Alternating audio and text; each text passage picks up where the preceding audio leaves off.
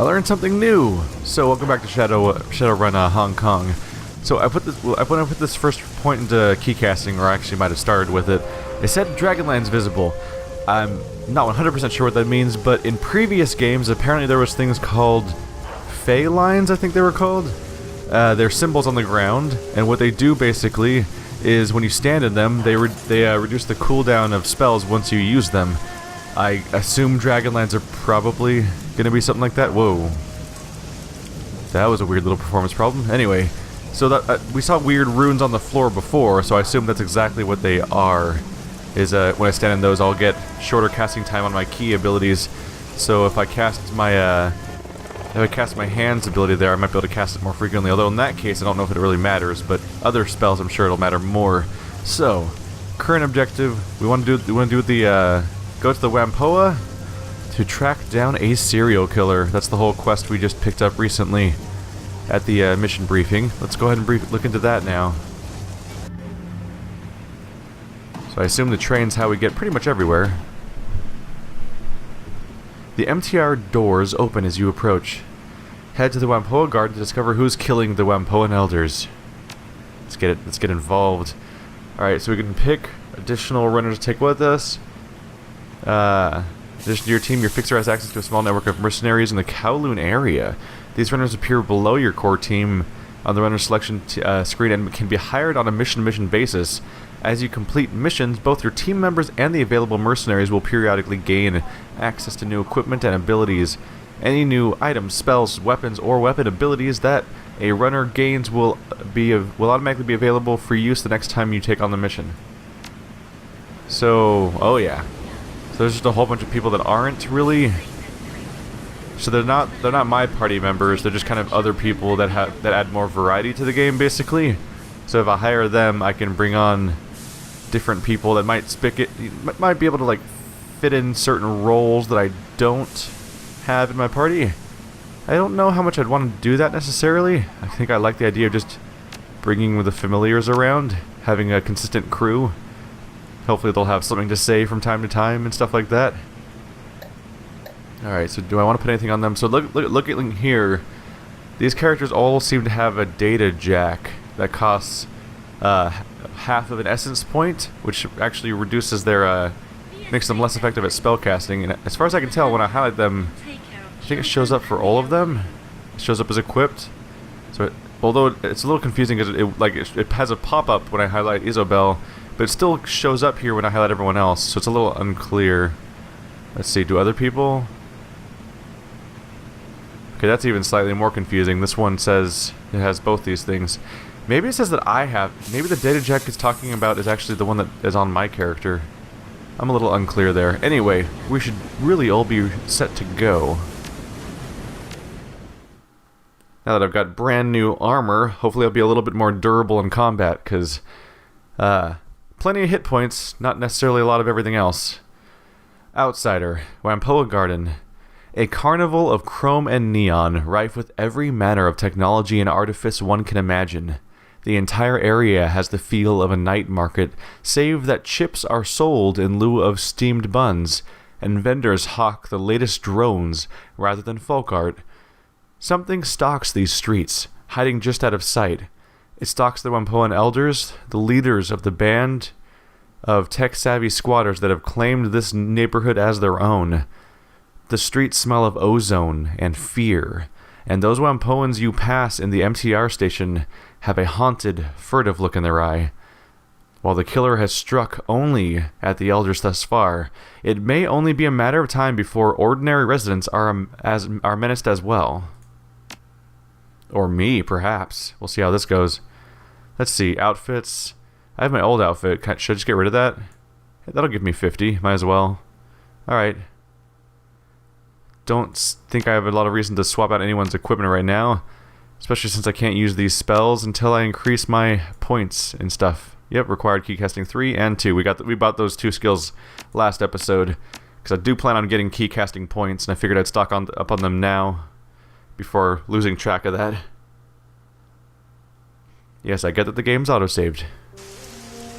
Oh, here we go. The streets of Whampoa Garden are slick with rain, glittering under the neon glow of a myriad of signs and holographic displays. The sky reflects the same glow, painting the white apartment blocks with a sickly orange of sodium streetlights.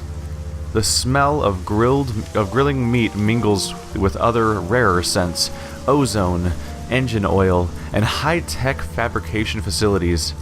Despite the hour, there are plenty of people out and about. You can hear the calls of street vendors and touts urging people into their stores.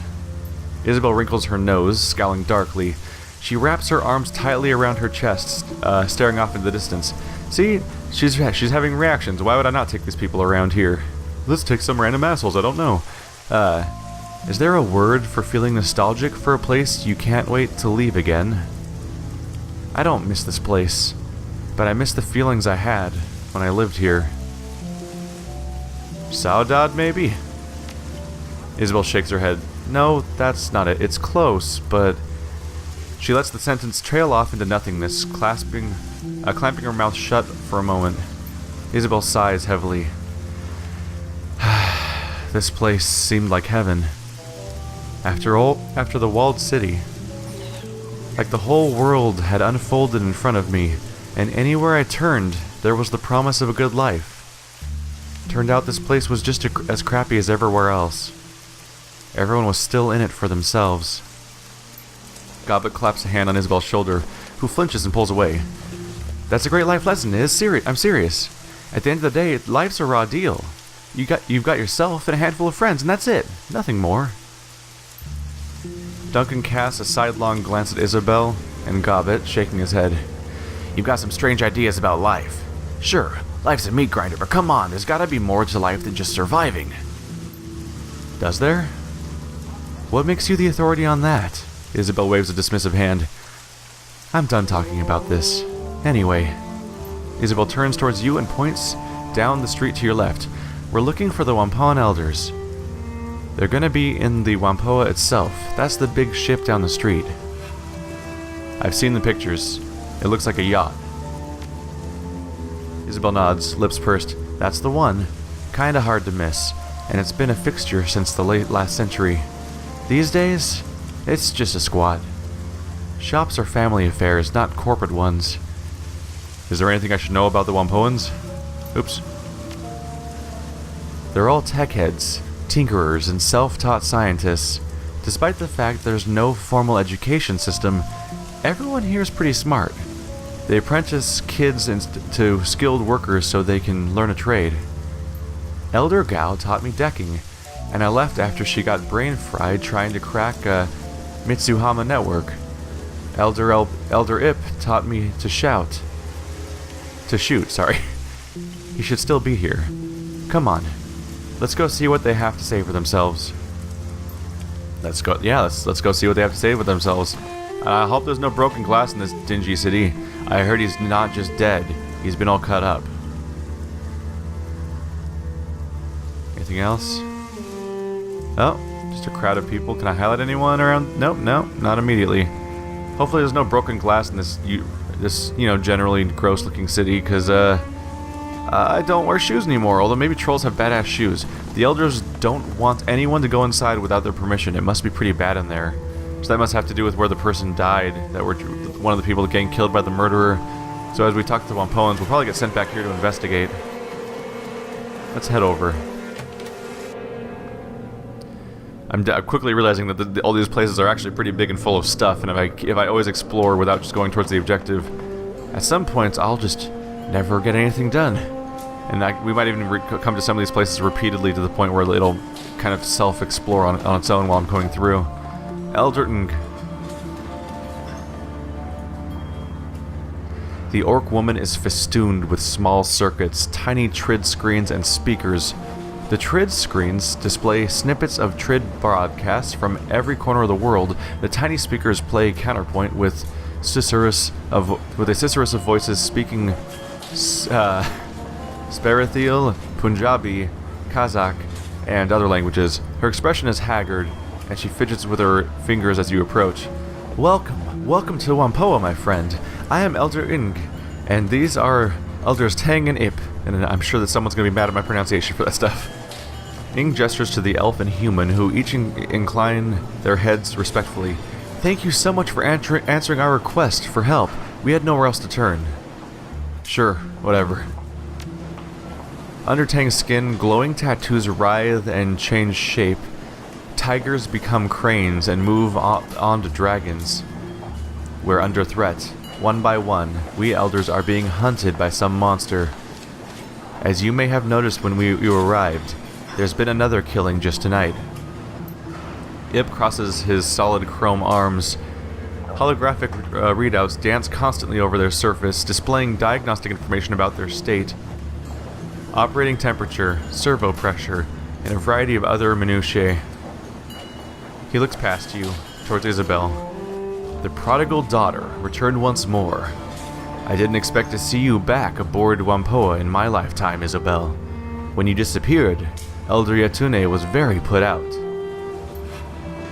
I'm glad you're still alive. When you chose to walk your own path, I was disappointed, but I still understand why you had to leave. It pauses, tasting the air as he chooses his next words with care. I hope my lessons have helped you prosper. Didn't expect to be back either. Work takes you places, though. Isabel shrugs. A moment later, she places a hand on her pistol, eyes trained at Ip's shoes. Don't cart this around for fun, Ip. The lessons kept me alive. Isabel blinks several times and then looks up at her expression clouded. Where is Yatunde, anyway? I expected her to be here. Ing shakes her head sadly. She reaches out a hand towards Isabel, who shrinks away from it. She is dead. So are Gon and Nakamura, and Tong was killed just tonight. So much blood. You have to stop this from continuing. Isabel's expression remains impassive, but her knuckles grow white as her hands ball into fists. That's what we're here for. We'll stop the killings. That's interesting. This side quest almost functions as like a personal quest for one of my companion characters. Thank you, Isabel. Ing lifts a hand, wiping away tears from her eyes. Oh, she's very unhappy then. I mean, it makes sense. It's just... Okay, so have you made any enemies lately? Ing shrugs helplessly. Not that I can think of. We keep to ourselves. We buy and sell technology. We're not mercenaries or criminals. We're merchants and deckers. And even if someone was cheated in a deal, this kind of response is unthinkable. Whatever did this, it wasn't human. The violence and savagery, it's a monster, whatever it is. Plenty of metahumans are monsters too, Ing. Just because it's horrible doesn't mean it's supernatural. What can you tell me about the murders? They started 2 weeks ago. The first to go was Gon. We found him in his apartment, eviscerated. Ing swallows, grimacing at the painful memory. He'd been torn apart. His head had been ripped completely off and most of his skin flayed away. There was so much blood it took us a week to clean out his apartment. Tang nods, running his palm over his forehead. The rest has been the same. Always at night. Always dismembered. Each scene is like a nightmare. And every time, nobody has seen anything. It's like a ghost. What happened to Tong? The same thing that happens to the rest of the victims, evisceration and dismemberment. We sent a guard to keep people out of his shop, but he'll let you in. When did he die? Sometime earlier tonight. He locked up his shop, but Ip stopped by to ask him about some skill chips he had. The door was unlocked and inside... Ing lifts her hands helplessly. She opens her mouth, but no words come out. Seeing Ing's inability to continue, Ip takes over. Inside looked like a bad horror sim. Just like all the other murders. It had to have happened sometime after sundown, because I saw his shop was open when I was on my way out to get some noodles for dinner. Why didn't you call the police? The Hong Kong police force isn't welcome here. They've tried to force us out several times before, or come hunting for someone to pin the crime on.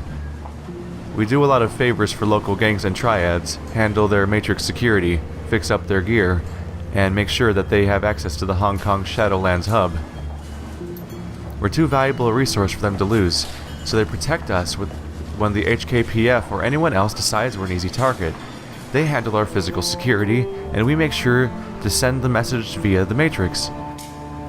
The last time the HKPF made trouble, we started airing the Assistant Chief's dirty laundry all over the Trid. They got the picture and backed off. What do the Wamporan Elders do? Isabel snorts derisively. They make the rules, and kick people out who don't obey them. They're a bunch of petty tyrants, that's what. You're being unfair, Isabel. Our laws are for the good of the community. Tang turns to address you. We keep the Wampoa and its residents safe. We review trade agreements and with outsiders to see if they're good for the community. We provide a guiding vision, like a town council. I can respect that. I'm glad you understand. This community is fragile, and the authorities bear us a lot of ill will. A single misstep could spell our end. I am the invoker of spirits. I commune with the spirits of the machines, ask them for blessings, and pass those blessings on to the people here. I heal the sick and ensure the feng shui of our inhabitants is as good as it can be, given our confines. She's a shaman, that's all. She's just got some kooky spin on it. Claims her totem is some kind of all-encompassing machine god that lives in circuitry. Isabel pats her deck, looking at ink. Ancient gods and ancestors are one thing. My deck? It's mine. I built it. The only spirits it's got in it are the ESPs I loaded with. In gives Isabel a look of deep sadness. Just because you cannot see or touch a thing does not mean that it does not exist.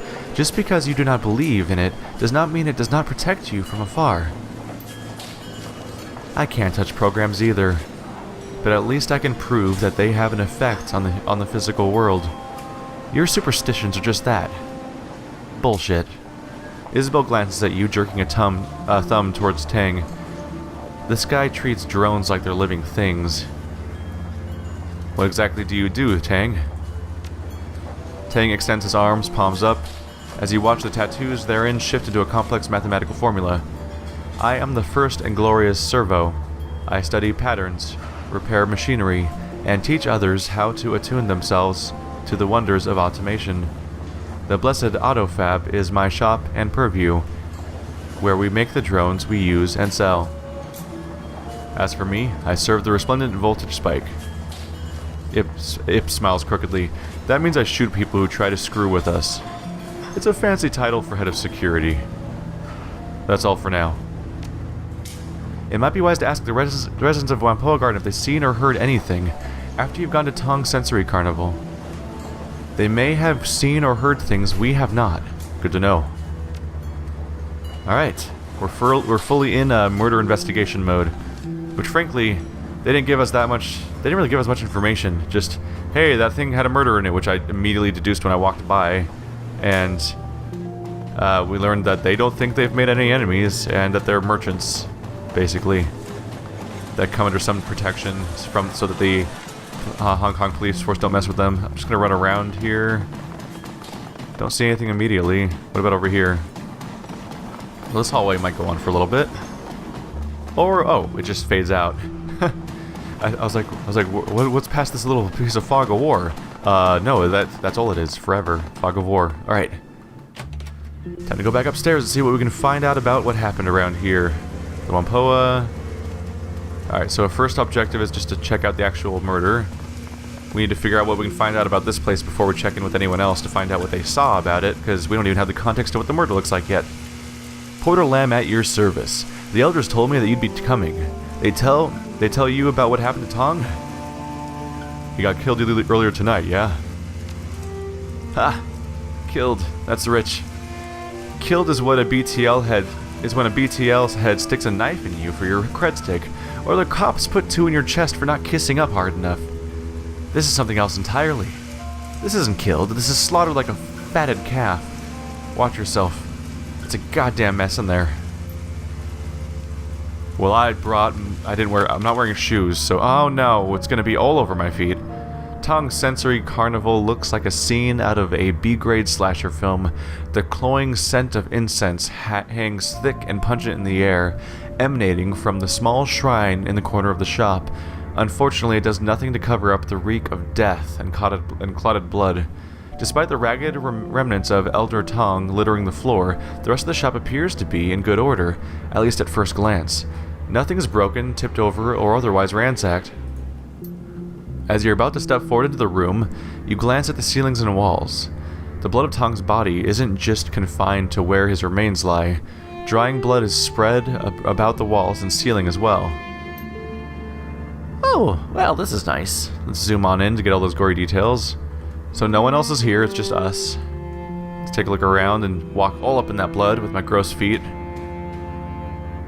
Tong's body is a ruined mess. The destroyed ruin of his face is barely recognizable, and what is left of his body would best be described as savaged. All of his limbs have been torn off, and a pile of flayed skin lies next to the remnants of the Wampoan Elder. The Wampoan's clothing has all been reduced to rags and tissue by cuts and tears, apparently sustained during the flaying. At this point, the only thing holding what's left of his body into a semblance of human form is the hair-thin fiber optics of his cyberware. Gobbet puts a hand over her mouth, speaking in an uncharacteristically serious tone. Sweet heaven, handyman. I haven't seen anything like this since Auntie Wong tried to stash some cred sticks in a devil's rat nest. It takes a lot to turn my stomach, but we sure have a winner today. This is seriously messed up. I'll second that. This isn't a murder. This is more like, I don't know, a feeding frenzy. If it weren't for the skin, I'd say Tong stepped on a goddamn mine or something. So you can examine the body if you have biotech, or use astral protection to assess the body if you're into spellcasting or conjuring. I should probably put some points into spellcasting. That's kind of part of my character, especially since getting the first few ranks isn't that many points to invest. All right, let's have Gobbet assess the body. You're the boss. Man, this is going to be unpleasant.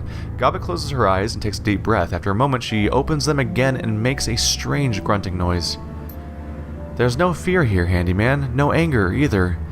Just this kind of satisfied feeling. Tong never saw it coming, and whoever did it was professional about it, which is pretty odd, because nobody's professional about eviscerating a body, as far as I know. You think it was a hit? I don't know why the killer was after Tong, but it definitely wasn't any kind of mindless creature, or even somebody particularly passionate. It was somebody who planned this and executed it, and was glad about it. I don't know, it feels kind of like it was just business as usual. So 2 interpretations there.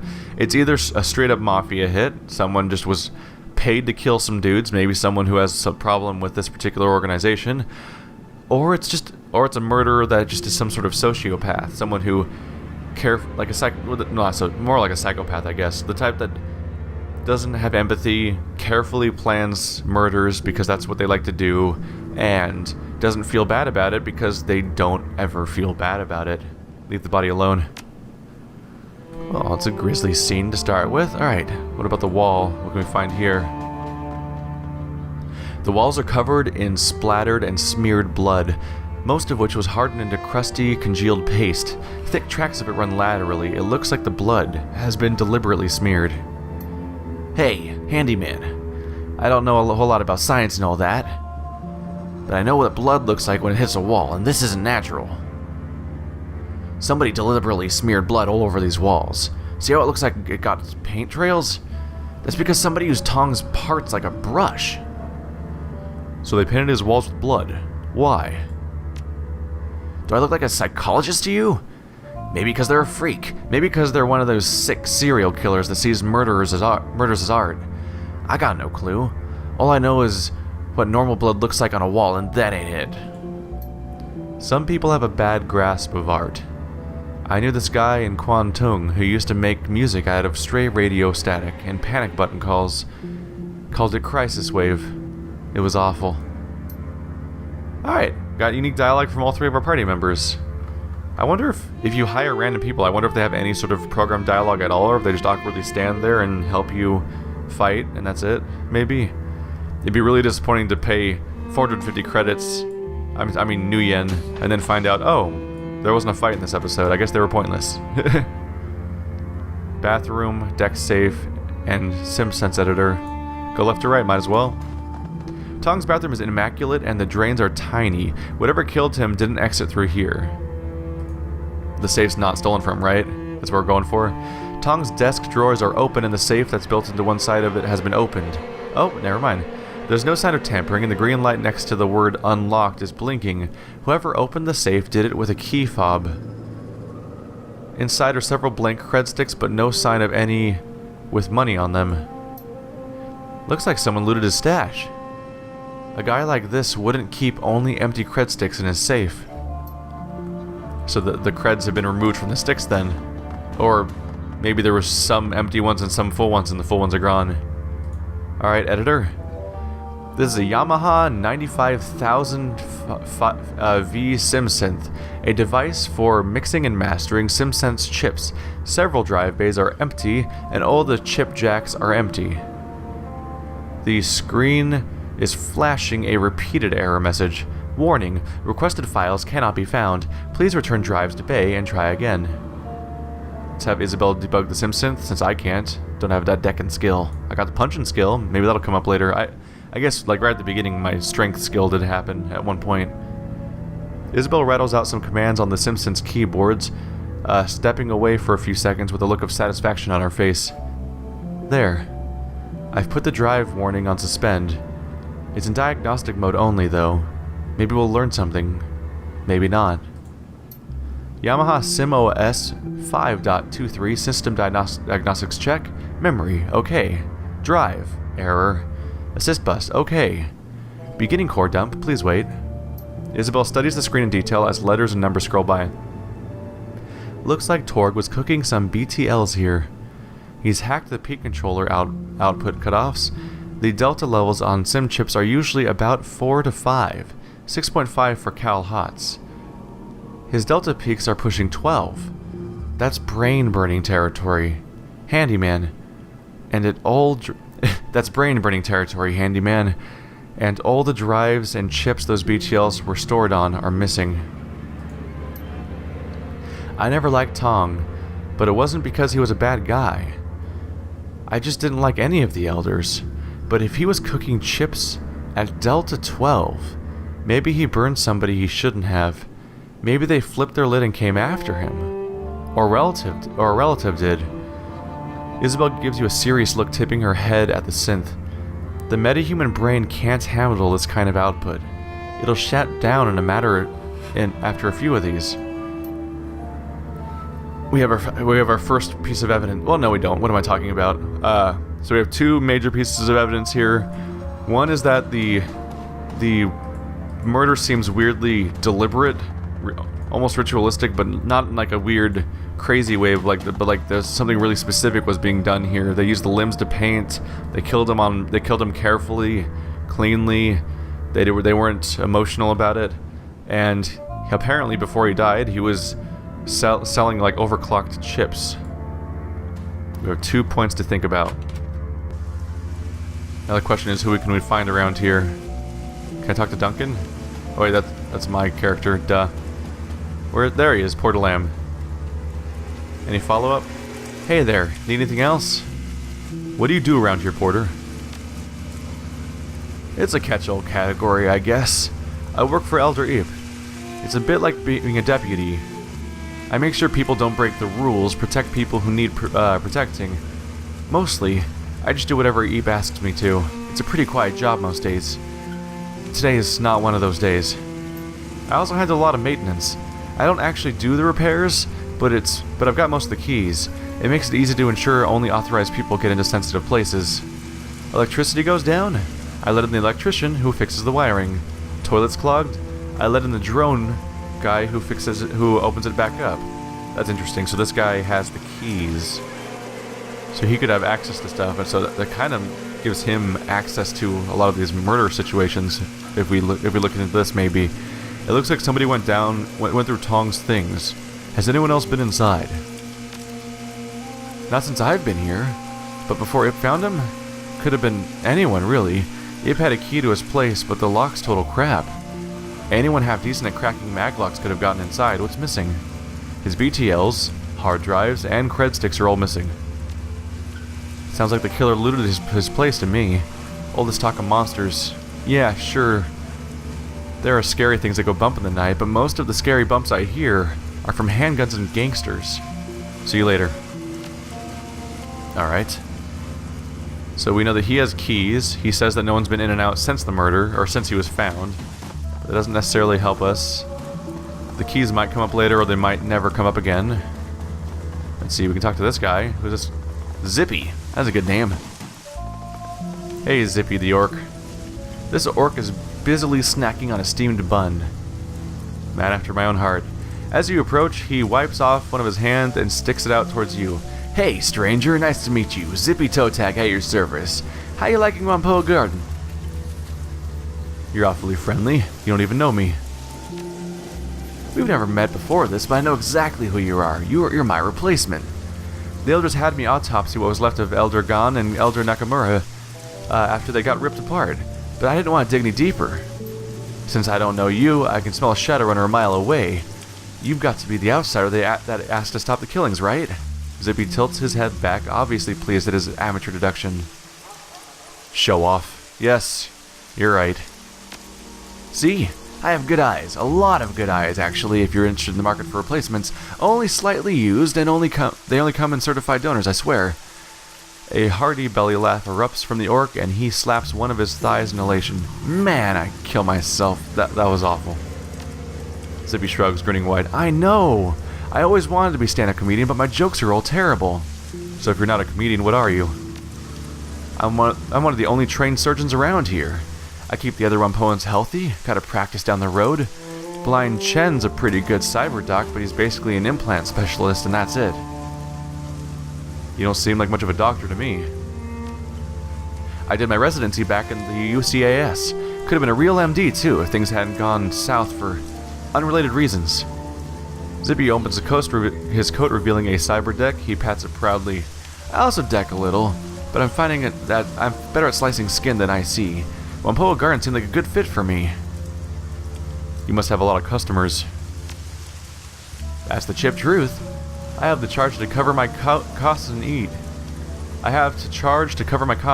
it's damn near free service. There is always a waiting list, but it's good, honest work. And I like helping my neighbors in the community. But we all look out for each other. Somebody messes with us, they mess with all of us. That's the kind of community. This kind of community is rare as gold these days. How many places have such an ethos like us? Not the damn core, that's for sure. I've lived in a lot of places, done my fair share of shadow running, but this place is special. It's been a long time since I felt like anywhere was a real home. Zippy looks off past you, towards Wampoa Garden streets. His expression grows wistful, like he's remembering something from a long time ago. I'm sure I'll move again, but not for a while. I'm not done with the city or for these people. So he moves so he's a surgeon and he moves a lot. That's worth thinking about. So it's fairly peaceful around here. For the most part, other than these killings, we don't have much by the way of problems. We do information security for the triads, and that makes us fairly impervious to anyone who wants trouble. Anyone starts something, we hit him with the Matrix. We hit him in the Matrix while our triad friends hit him in the meat space. Some small-time gangs have tried to push in here before. They get backed up, but they backed off when they figured out they weren't just picking a fight with Tang and his guys, but with both Red Dragon and Yellow Lotus. They got the message real quick. What's left of them anyway? Let me ask you about Wampoa Garden. Sure thing, what do you want to know? What are your thoughts on the murders? There's a sharp intake of breath as Zippy shakes his head.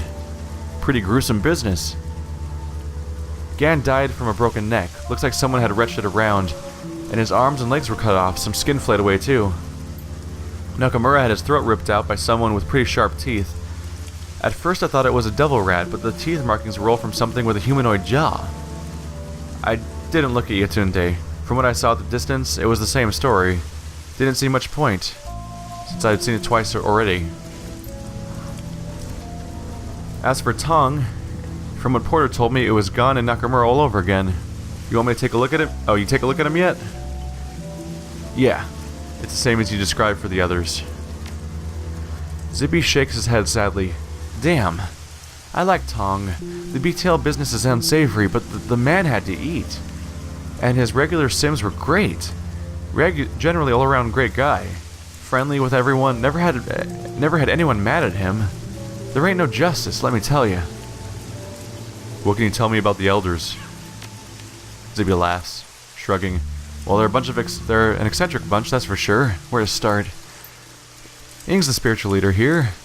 She's the voice of the Wampoans, I guess. A lot of her close friends are really more followers, since she's something of a priest in the machine spirits. For the machine spirits. Maybe it's a cultural thing for people who grew up here, but it's never called to me. Still, she makes a damn fine pot of tea. Apes the muscle. He has an encyclopedic knowledge of cyber and bioware.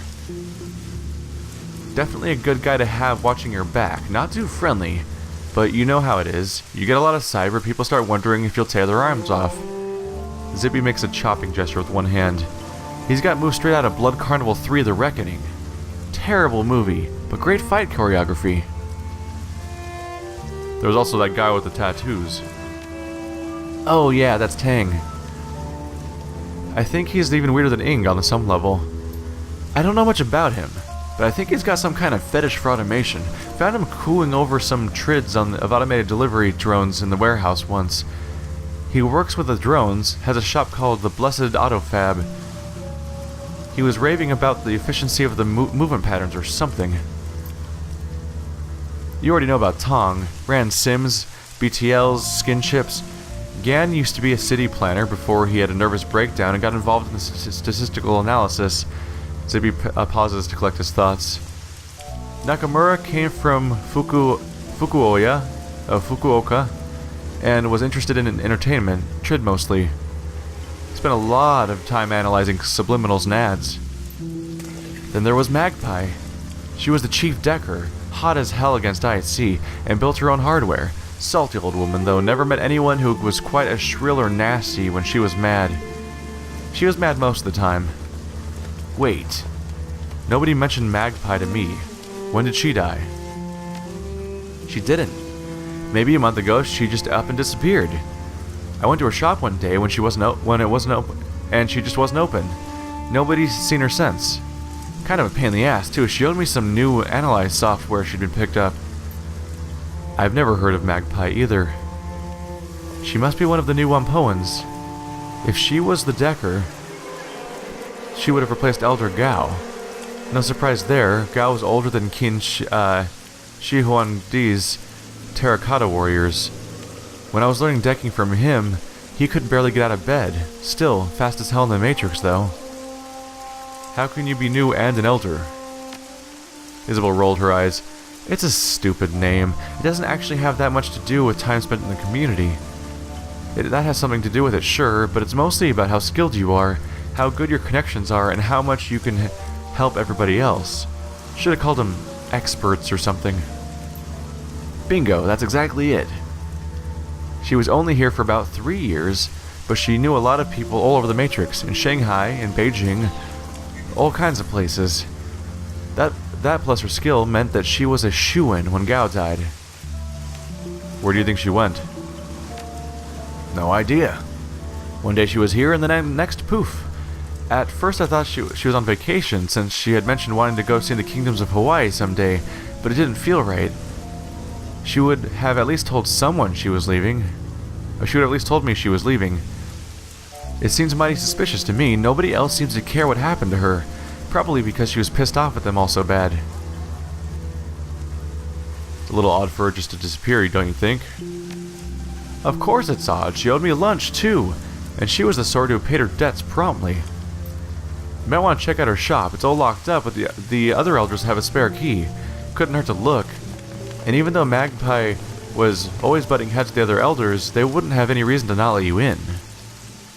What do you mean they were butting heads? Magpie and the others never saw eye to eye. She was contrary for the sake of it. Most of the rest had a grand vision for what they wanted this neighborhood to become. Magpie just wanted to deck.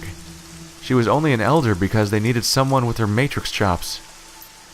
The last big argument was between her, Ip, and Nakamura.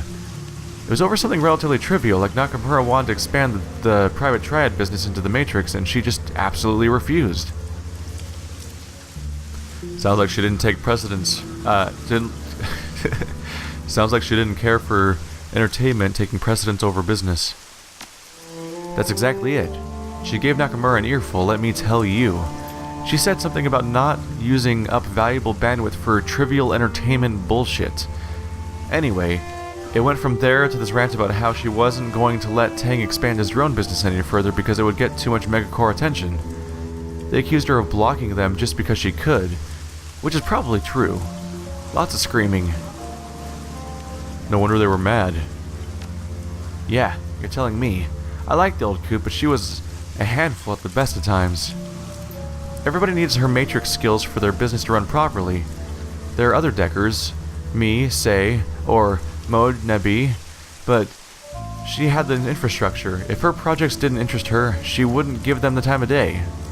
She's a real hardhead about having her time wasted, and she figures that if she's not interested in something, it has no value objectively. Kind of a major blind spot if you ask me. Could you let me into her shop? No can do. Not because I don't want to, but because I just don't have the key. You'd have to get it from Ip. He's taken over all Matrix infrastructure maintenance since Magpie disappeared. He is not as good as she is, or as I am, but they're not going to let anyone else who isn't an elder take care of that kind of critical stuff. See you later, Zippy. Is he helpful or is he suspicious? He has connections to people, he knows everyone, and he's a surgeon. Alright, let's look into this key. Doesn't Port Lamb have the keys? What can you tell me about Elder Magpie? The Wampoan snorts, shrugging his shoulders. That she was a bitch? That I've never met anyone so deliberately contrary as her? There's not much to say. Nobody wanted to hang out with Magpie. Even though she was the newest elder, she acted high and mighty around everyone. She'd block deals and argue against Nakamura and In just because she could. Why was she so contrary? It was just her nature. She loved fights and gossip. Any chance to cut somebody else down, she'd take it. I guess I always figured she had some deep-seated insecurities and covered it up by attacking other people. See you later. Alright, no prompt about a key. So I can't get the key from him. He only has the key to the more official locations, apparently. Or that's just not the intended solution. Who are you guys? We have Monebi and Breaker Hui. And no one else? Let's check around before we go looking for the key. The man in front of this stall is rooting through a box of music chips with the swift fingers of someone who knows what they're looking for. Behind him, a music player pumps out a constant stream of distorted atonal music. The stall's proprietor is nowhere to be seen.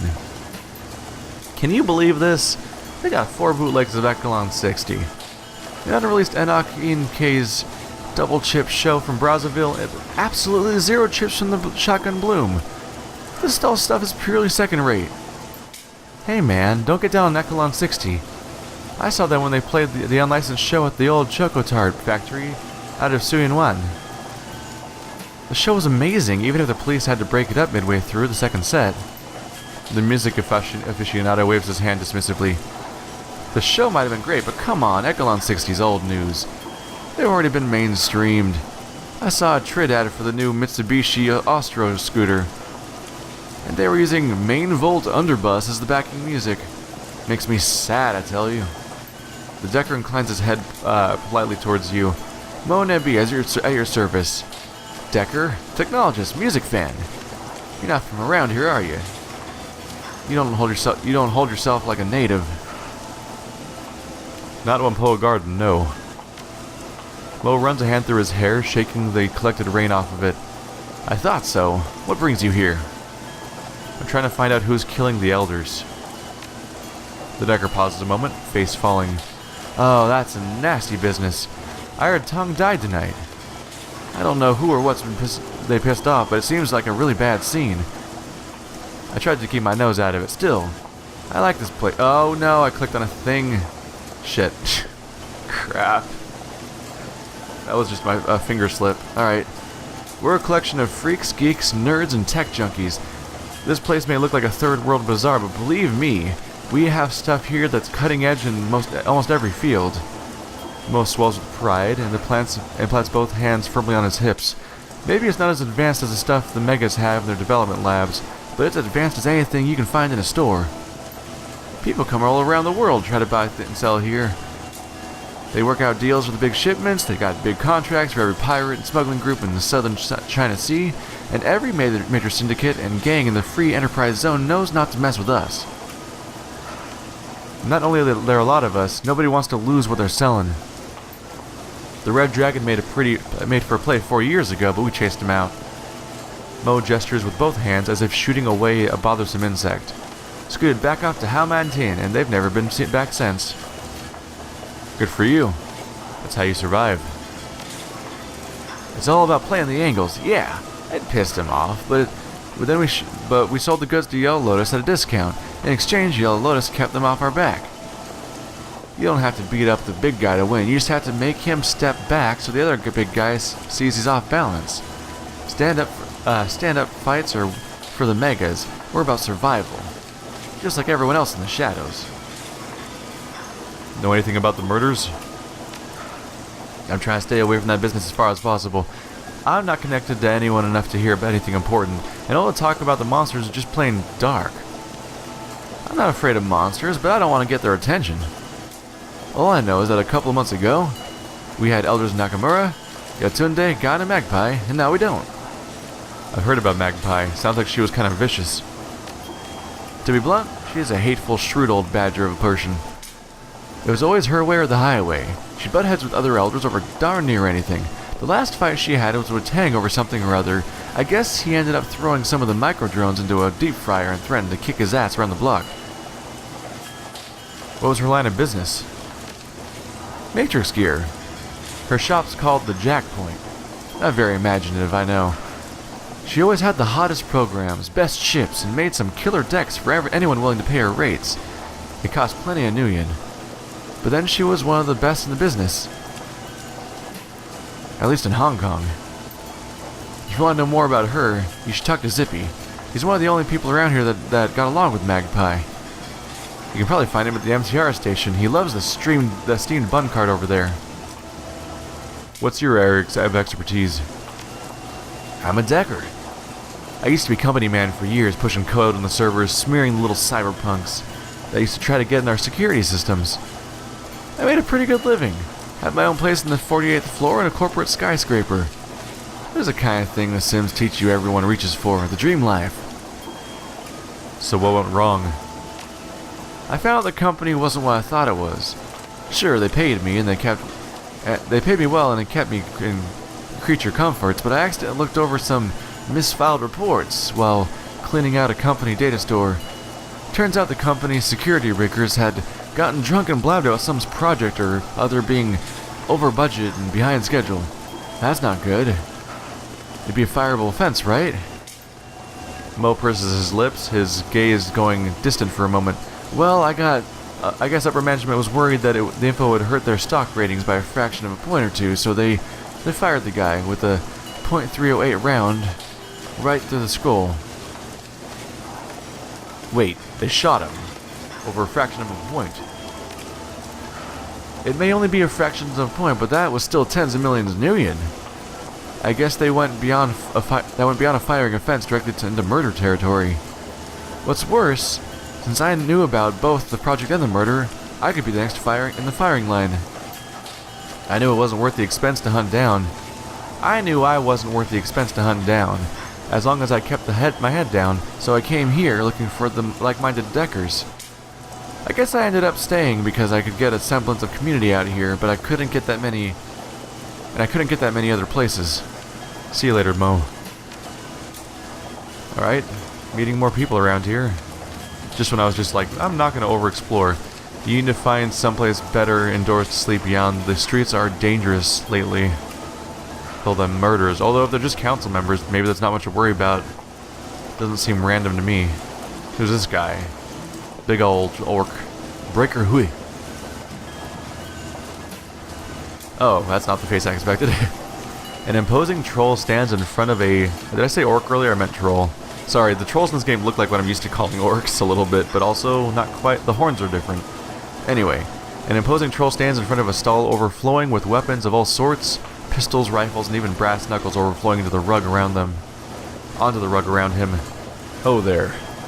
You look like a man who understands the value of self-defense. Breaker Hui at your service, and I can promise you I can help you defend yourself. What do you say? Want to take a look? Show me what you have. He's got guns, grenades. Ooh, shock gloves. Unarmed. An armored glove. Damage is strength +2. May do AP damage on critical hits. Allows for an enhanced stun attack on a 2-turn cooldown. Huh. The other one says damage is 1, but it says damage... Let's see. The spiked fist does bleeding on impact, and the damage is strength +1. These ones are damage of strength +2, and they do AP. They may do AP damage. Huh. And it gives you a stun attack. Should probably just grab it at the very least. Right? I think so. I'll grab it. And the rest is all guns. I'm draining my money. Alright. Yeah, let's try that out. That could be interesting, having a stun attack. I'm looking for information. Yeah? Tell me what you want. Maybe I can help you out. Know anything about the murders? Just that the elders have been getting hacked apart. I've been trying to stay away from it all. No sense painting the crosshairs on my own forehead, right? The troll shrugs indifferently. I'm nobody important, and I aim to keep it that way. What are your impressions on the Wampoan elders? Can't say I associate much with them. They organize big trade deals with the Loho Joa, pirates and triads, and legitimate businesses. They tell us if anybody's been blacklisted, and dispense justice when someone breaks the rules. Beyond that, they just leave us alone. And I leave them alone. It's not important enough to register on their radar. You know anything about Elder Magpie? Never met her, thank God. She ran with the Deckers mostly, since she dealt with in chips and software. I heard she was hard to work with. I think the phrase I overheard was that she shrieked like a harpy with a fresh corpse. I don't know. You should ask Zippy, though. He's a sharp one with a deck, so he'd know her better than most. Aside from Tong, who slings the BTLs around here? The Red Spear Gang. Ooh, that's important. So we have a new lead now. So we can look at the Red Spear Gang in the parking garage, or we can look into this Magpie's location, or both. The Red Spear Gang. They ran up here sometimes, but don't cause any trouble. Check out the parking garage south of here, though. They usually hole up in it. Step light, though. If they don't know you, and you cop an attitude, they'll put you in the ground. Funny thing, I heard there was a shootout with some Hong Kong police in the garage a month ago. I was away in Beijing at the time, so I didn't see it directly. But everybody was talking about it when I got back. Why is that funny? Because we don't let the HKPF in here, most times. We shoot at them if we try. We shoot at them if they try. Every time they come in here, it's bad for us. Because they're always looking for a scapegoat. Why would the elders let them in? Nobody knows. See you later. That could be worth following up on. Alright, so someone let the police into the garage. That might be something that gets elaborated on if we talk to these... called Red Spears, I think? What were they called? Yeah, the Red Spear Gangsters. Who is this guy? Keita and Demergo. Wow, we're going to be investigating for a while. I think this is a decent place to stop for the episode, guys. So thanks for watching, guys. Like always, I'll see you next time. And tomorrow, we're going to talk to these two characters. See if anyone else crops up. And then we're probably going to go grab that key and see what that person's place looks like. And maybe this parking garage. But I think my first priority is going to be investigating this Magpie character. Particularly because I find it weird that they weren't mentioned at all until I started asking a bunch of people around. Could be innocent. Could not be. Thanks for watching.